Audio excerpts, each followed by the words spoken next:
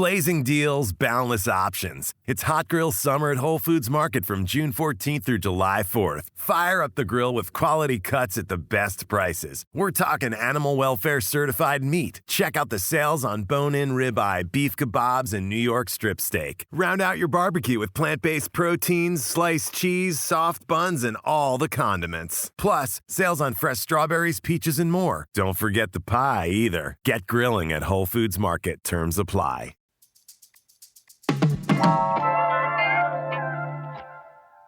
I think if Vegas actually had a signature food, it'd be frozen treats. Because between ice cream, sorbets, sherbets, custard, water ice, gelatis, and more, Vegas has a signature place serving it up. But where does all this ice cream come from? What makes these flavors so good? And what are the latest and greatest ice cream trends coming to our city?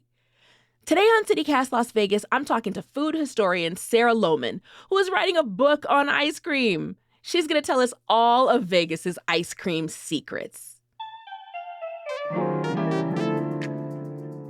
It's Thursday, June 15th. I'm Vogue Robinson, and here's what Las Vegas is talking about.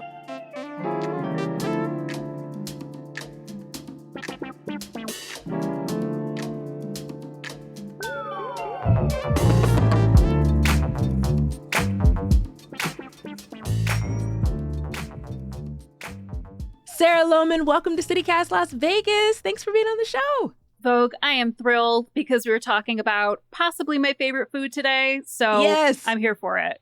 Ice cream. You scream ice cream. We all scream for ice cream. Well, I had no idea that the Las Vegas Valley had such a strong history and status in the ice cream game, but you've been doing a bunch of research. And we have Anderson Dairy here in the Valley.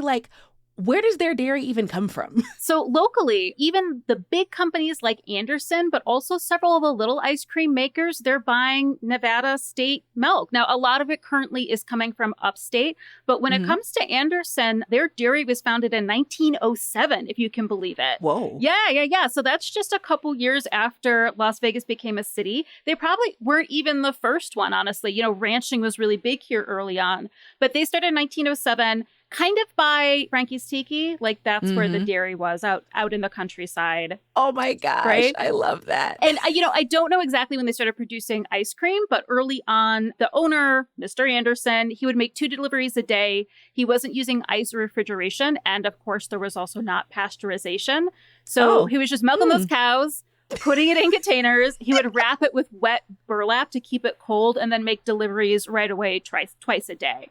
So already in 1907, we had one of the major components of ice cream, which is dairy. And for Anderson, they probably started producing ice cream commercially sometime after the 1930s when the business passed into new family hands.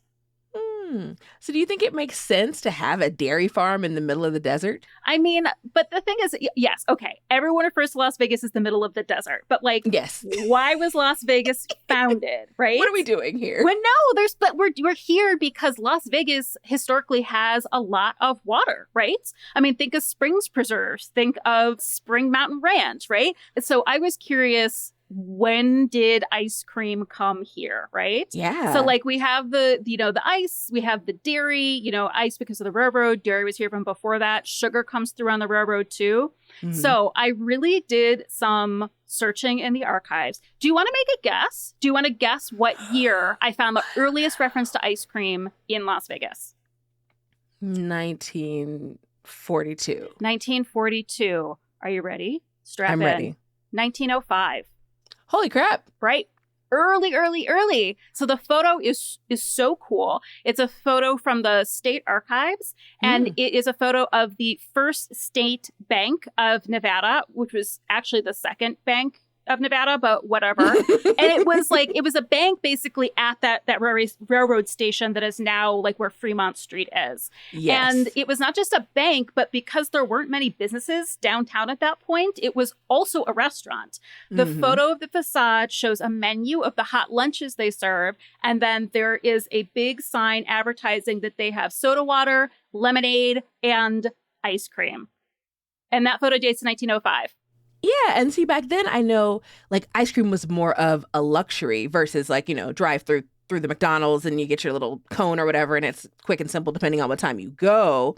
Back then it was fancy schmancy. So how'd it go from this fancy thing, this special treat that was expensive, to something that's now quick and affordable? You know, this might surprise you too, but that actually happened in the middle of the 19th century, not the middle of the 20th century. So it's part of the reason we could see ice cream in Las Vegas in 1905, even though it's like hot as hell, clearly, but that's why people wanted the ice cream, right? So this happens in the middle of the 19th century, and we have to talk about those three ingredients again. We've got our dairy, our ice, and our sugar, right? Dairy was really abundant in America. This transition to like an everyday food really happens here in this country. Before the 1840s, this is something like presidents ate, but not really the average person. But there's a lot of dairy here.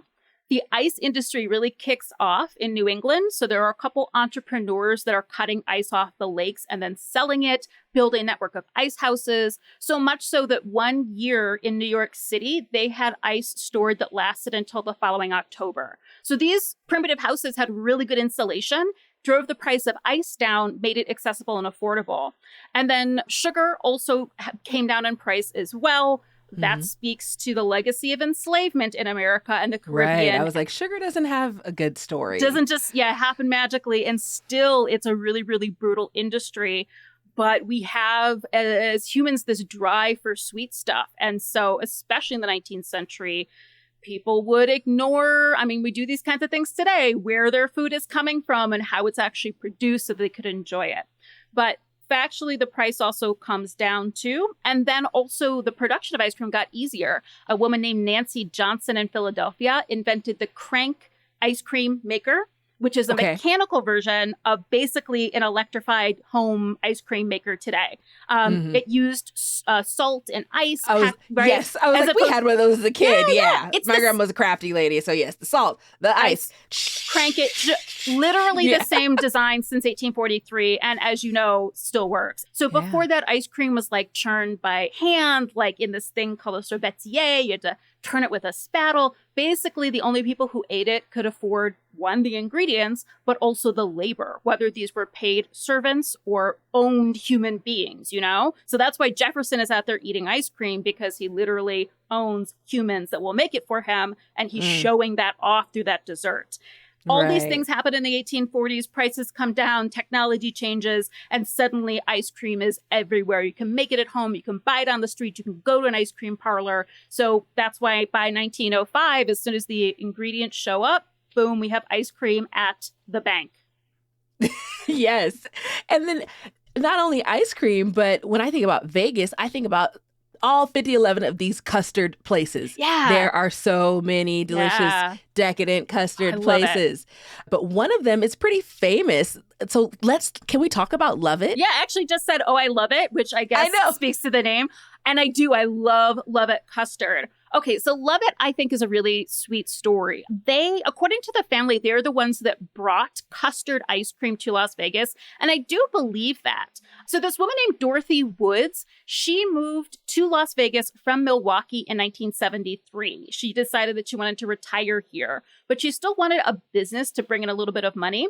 So she had been working at this place called Leon's. And if there are any Milwaukee transplant plants listening, you know this place. It still exists. It's like a classic East Coast / Midwest custard ice cream place. Okay, so when I say custard, do you know what that means? How that's different from other ice creams? I was just going to say, let's give people the difference between like a frozen custard and ice cream. So a frozen custard always has a cooked egg base. The way I describe it is like, think creme brulee. You know, you're making this like rich, like eggy pudding, but instead of baking it, you're freezing it. And Love It uses basically a soft serve machine and serves this ice cream for the most part fresh. So it's kind of soft, a little more akin to like a soft serve than to a hard pack. But they're also putting it into pints and letting it cure, as they say in the industry, to become a firmer ice cream as well. Yes. So the eggs added to custard is what gives it that really smooth, rich mouthfeel that I love about frozen custard. So Dorothy, she brought that to Las Vegas, and that is when Love It opened in 1973. Did you know it's now 4th generation family owned? Oh my God. Adorable. Yay. It's actually co-owned by mother Sharon and son Brandon Tiedemann. Brandon's been working in the store since he was 14. Now Right. he's like 20, 23. And the two of them run the store, the behind the scenes and the front of the house. They come up with new flavors together. Oh, and recently, so they went back to Milwaukee and they had Blue Moon ice cream, which is like a regional favorite from the Midwest. And the ice cream itself is bright blue. It's just food coloring. And then it has an almond flavor. And this is like a regional flavor specific to Milwaukee. But since Levitt has this Milwaukee legacy, you can get it there. And it's one of their most popular flavors. Huh. Yeah. Okay, I'm down to try. Me too. I love almonds. I'm accustomed to blue, meaning cotton candy, but I or let's do it. raspberry. I mean, that's a whole history I'd like to dig into as well, right?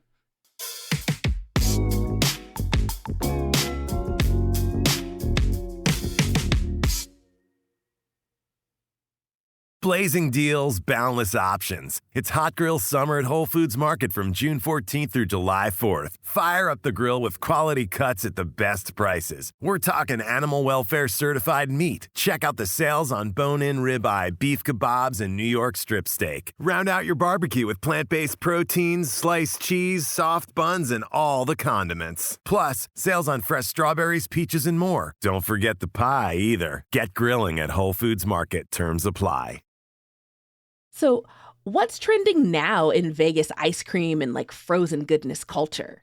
Oh my gosh. So I think the big trends that we're seeing in the new parlors, not just in Vegas, but I would say across the country, is we're going for Southeast Asian flavors. Now, this comes from a number of different factors. One, ice cream is super popular in Southeast Asia, and it's been infused with the traditional sweet ingredients of that area. I'll name an ingredient. You tell me if you've had it, whether on ice cream or not, okay? Yes. So matcha. Yes. Okay. A traditional Japanese ingredient, but like green tea is also a bigger part of Asian, Southeast Asian culture. Mhm. Black sesame. Yes. Yeah. How about ube? I was going to say ube. The nice purple one. And then one of the newer ones that is coming a hit is pandan. Do you know that one? Oh, that's one I haven't had. Greenish, has this really like gentle, grassy isn't quite right. It's a little hard to put your finger on, I think, but I encourage you to try it. So let's talk about Secret Creamery because, yeah, they've done pandan coconut. They have an ube brownie one right now. It's like deep purple, and the chocolate brownie sort of like boosts the color from lavender. And it's like the ube makes it taste chocolate. It's so good. They've also done a dragon fruit mango one in the past, too. Yes. It sounds good, right? Yes. And I know, so Secret Creamery, that's on Desert Inn and Las Vegas Boulevard, so people can go and get that in. It's right outside the Fashion Show Mall. Listeners, though, might remember them as a pandemic business. So this is really their first storefront, other than the shipping container in a random parking lot like behind Las Vegas Boulevard, which had its own charm. And I think that was one of the secrets. But I did find out the other secret. Oh, you're ready. do tell. Okay. So I asked the owner, Brian, what makes ice cream unique in the Las Vegas Valley? And he said that the ingredients, the balance of ingredients that go into ice cream have to be customized to the region you're making ice cream in. So the example he gives me is that ice cream in the valley tends to be lower fat. Now, that's not like us wanting to be slim and beautiful or whatever, because fat is filling and delicious. It's just that it's so hot here that having a fattier ice cream feels really heavy. And having something that leans a little on a lower fat side can feel a little bit lighter and a little more refreshing. Fatty ice creams are for the north. They're for cooler climes, not for Las Vegas. So the ice cream here is made a little differently because of the extreme temperatures. Yes, make it for us. Make it for That us. is so cool. Yeah. Okay, so that's Secret Creamery. So now we know some secrets. Yeah. What about Scoop? And I know Scoop is over there on like Warm Springs and Jones. Yeah. What's special about Scoop? Scoop, again, also focuses on a lot of Southeast Asian flavors and dishes, too. They're not just serving sort of like the Hokkaido milk tea flavor, but they're also serving bubble tea. Scoop LV also serves halo halo, which is the incredible dessert from the Philippines that layers ice cream with flavored ice, and there'll be like a little custard or a little jelly and some sweet beans, and it's just this like cold and like textural and sweet and flavorful multi-layered melange of good things. I highly recommend it. You better describe some stuff. Yes. You know, what I find interesting about Las Vegas ice creams, other than Secret Creamery, which is on the Strip, the rest of them are not. They're not in tourist neighborhoods. And, you know, great for Secret Creamery. Tourists deserve ice cream too. But like the ice cream places are a little bit like further out in the city and out in the burbs. And I kind of like that. It's just like, this is for us. These are our local ice cream joints. This is for them. This is serving our communities. I don't know. It just appeals to me. Yes. Well, I mean, I think there are so few things here that are for those of us who live here. And I feel like the ice cream places are definitely that. And it's how I learned the city because we went all over town. Yeah. So I was like, oh, ice cream, we're going to go over there. Oh, look at that place. Can we stop here? Babe, I want to go to this one. And he just acquiesced. Bless his heart. Wait, so you've done a lot of ice cream tours around, self-motivated tours. Do you have a favorite place and a favorite flavor or flavors? Oh, my goodness. Okay. So I haven't been here yet, but I'm just going to claim it. Because I've been watching their like videos on the internets. And so I'm like, I need to try it. We had Las Vegas Phil on our show not too long ago, and he recommended Creamberry. And that's on Windmill and Rainbow. They have this ice cream cotton candy burrito thing. Oh my gosh. Yes, I've seen the video. So beautifully. And it's a secret. It's proprietary. They cut it open. And they show you, like, look how beautifully this all rolls into it. I just want to take my nieces so they can scream and go nuts over the entire concept of this place. Because it has to be such a secret about what they're doing, because how does that cotton candy not melt when it touches the ice cream? What is happening? What magic is that? And I'm going to give one more shout out because I feel like I would be wrong not to. So there's a place called Philly Freeze Me. And so it's literally a brother who came here from Philadelphia.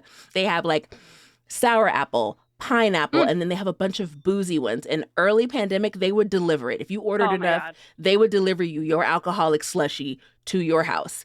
And that's really all it takes for me, for the most part, is delivery ice cream. Oh my God, yes. I will pay a premium. You know, I love that it's like from Philadelphia, though. Philadelphia is such a home of American ice cream. Like that's where Nancy Johnson was when she invented the ice cream maker. But also in the post-Civil War era, a lot of these formerly enslaved Black men and women grew up in kitchens. They were making the finest food for the richest people.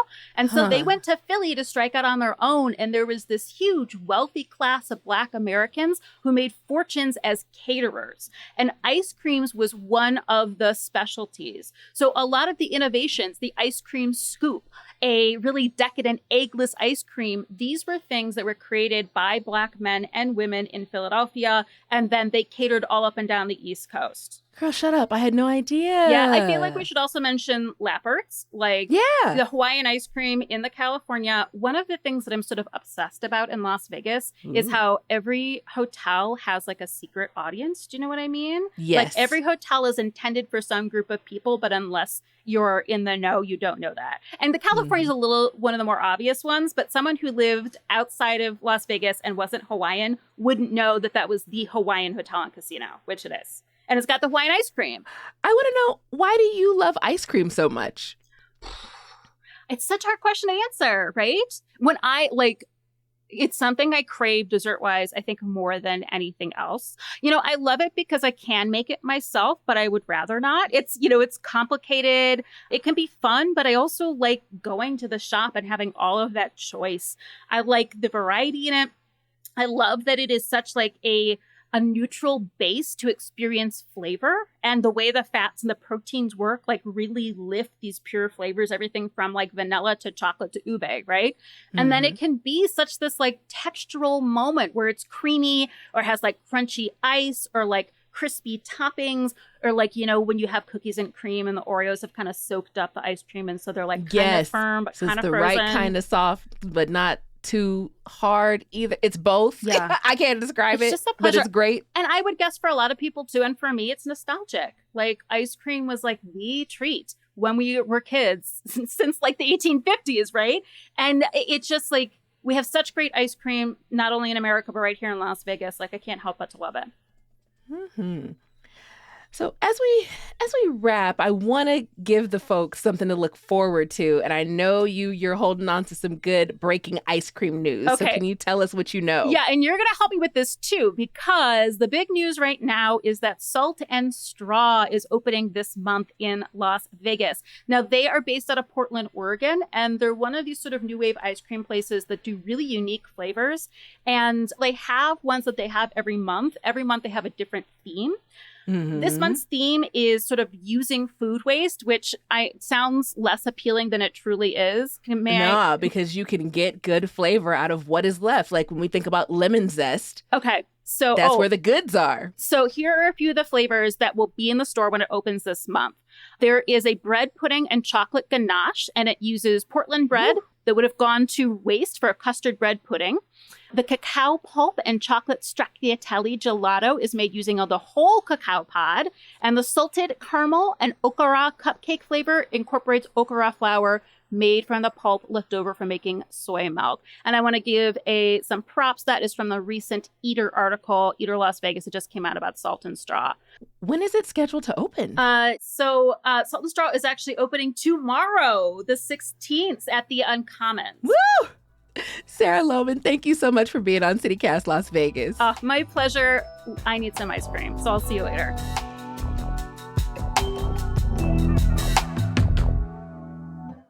Fun fact we couldn't fit into the episode. Did y'all know that Henderson has the second largest ice cream plant in the country? I had no idea, but now I want to get in there.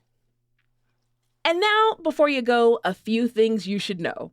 2 big-ass sporting events are coming to the Strip, F1 and the Super Bowl, which means traffic is going to be trash because they're going to do construction. The first round of paving for F1 on Las Vegas Boulevard is done, and the second round will start in late July. Officials announced Tuesday that paving will continue through October.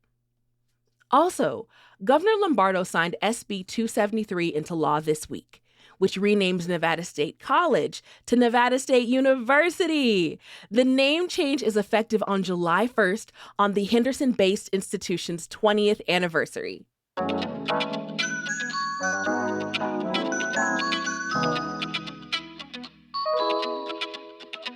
That's all for today here on CityCast Las Vegas. Tell us about your favorite ice cream in the Valley. Leave us a voicemail or a text at 702-859-1588. And tag us on your ice cream pics on social media. We're at CityCast Vegas. We'll be back tomorrow morning with more news from around the city. Take care.